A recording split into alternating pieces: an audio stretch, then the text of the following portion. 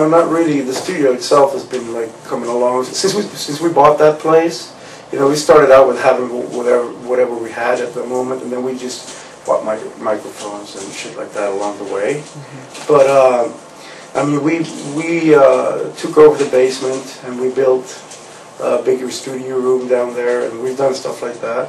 So the studio itself has been kind of evolving as we've been going along, but not really significantly, because we're not where we want to be when we're finished with it. There's still a lot of tweaking to do. Yeah, and I think just the only things that we really like update, that we had to update for this album would be like the standard things like computers and new plugins and stuff like that. But it's not really, we don't really need anything else now than we needed, you know, like 5 years ago to record and to produce our own stuff. Yeah. So it's like being, you know, there's happening stuff with the studio, but it hasn't really been connected in with any of the recordings more than another, you know. But having the studio though has helped us a lot, you know, in itself. I think the main thing with this album, since we're, as you mentioned, more happier with the product and the end result, is just that the fact that we just spent more time on it. Yeah. It basically just comes down to that, you know.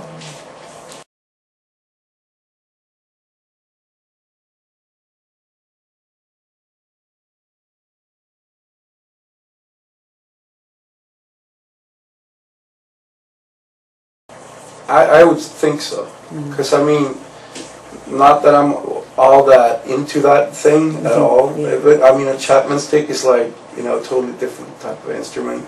It, in a sense, I see where the question is coming from, because it's, you know, that experimenting with, you know, measure and tone and, you know, like all of that. But I mean, this instrument is weird, because in general we could use only like 4 or 5 strings most of the time. You know, it's not a whole lot going on apart from like getting the tension right. It's all about the tone, you know. So these 8 strings are like, you know, in a manner keeping us in the guitar vicinity of expression, or, you know, more than a Chapman stick. Because a Chapman stick is just made for like tap playing, and you don't have it's not designed for like palm muting and. It's like a beautiful thing, but most of the time it's used as a show-off type of deal, I think. You know? I didn't know that was its reputation. No, it's not the reputation. I think it's just the way I feel about it, you know. But it's a cool. I think it would be a really cool thing if you got into that. You could probably do a lot of cool stuff with it. But it feels like, you know, we still focus on so much of the brutality of the music. You know, that tone choice comes first. You don't have that type of attack like you have with a pick playing. You know, those just basically, because it's just basically a big neck, and you just figure it's more for tapping. But it's always fun to you know, mess around with stuff like that. Have you ever considered something that has sympathetic strings as well, like an 8-string guitar with sympathetic strings? No, we've never ever. We actually have always been trying more of it in a downscale fashion, which sounds really ridiculous coming from people using 7- and 8-string guitars, but it's been, you know, apart from playing the old stuff and at some points using the whole fretboard, you know, most of the time it would be much cooler to have like a 4-string guitar, just to have the lower those are strings. the strings that you use all the time.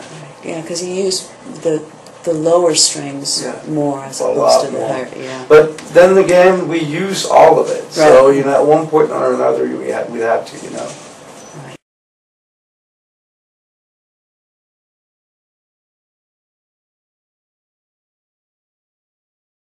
Well, basically, I'm just seeking a different sound than a hi-hat and something in between a hi-hat and a China cymbal. And so it's just, that's usually what I stack to. I stack a crash on top of a China, which makes for a more aggressive and kind of a washy like mix of a hi-hat and a China cymbal type of sound.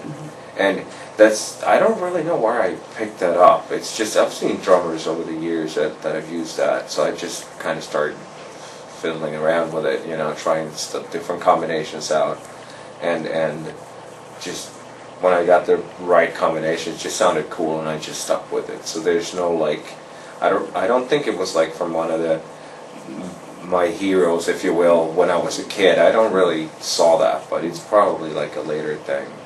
But I can't remember where I like picked it up or when I started trying that stuff out. And you're still looking for, you're still experimenting. Yeah, with yeah, the totally, sounds. yeah. I got like for every album, there's like a different combination. So I'm like continuously like searching for the perfect like mix of cymbals to stack. And it's also a matter of like you can either just let the top cymbal like rest on the bottom one, so it actually goes like up and forth when you play it, or you can fix it at a higher position, making it louder and a bit more washy. So there's all sorts of combination you can do with that as well.